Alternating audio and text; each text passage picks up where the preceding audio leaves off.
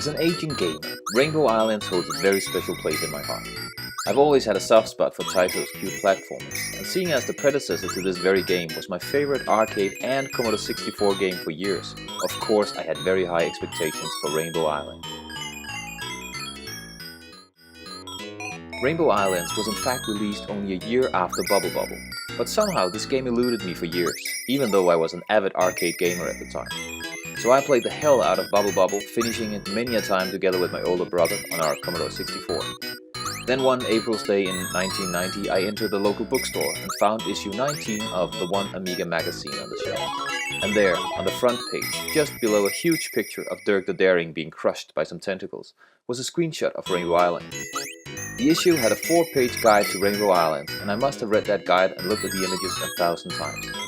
I had been saving money for an Amiga for some time, but seeing Rainbow Islands in issue 19 of the One made me work harder than ever before to save up enough money to buy a used Amiga 500. And when I finally got the machine and the legendary game, I was not disappointed. The story of Rainbow Islands picks up where Bubble Bobble left off. The two brothers, Bob and Bob, have been turned back into boys again, but the main villain who was responsible for the events in Bubble Bobble has escaped, so they set out to defeat this foe once and for all and rescue the Rainbow Island. But who am I kidding here? Story has never been important in these old platform games. Gameplay is king. And the gameplay to be found here is excellent, as it should be, seeing as the game was defined by Fukio Mitsuchi, who was also responsible for Bubble Bobble. You play as Bob or Bob, who has to move from the bottom of the screen to the top to get through increasingly difficult platforming levels.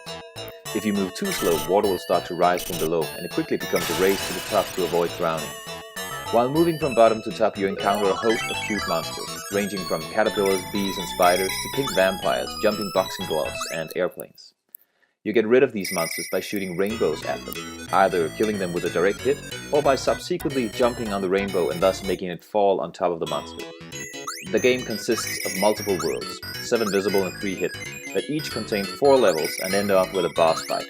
You pick up power-ups along the way, enabling you to move faster, shoot longer and shoot faster. These power-ups become paramount later on in the game, and you will dread losing a life as that will mean having to start all over again with the power-ups.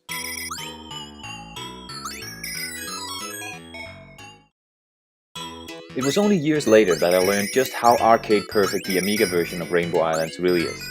In my opinion, the Amiga version is the very best conversion. The arcade game of course still being the ultimate version, as they always were back then.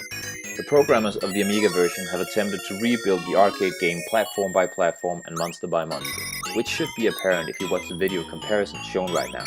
Other versions, on the other hand, such as the one on the Sega Master System, are less faithful, but I'll let the pictures speak for themselves.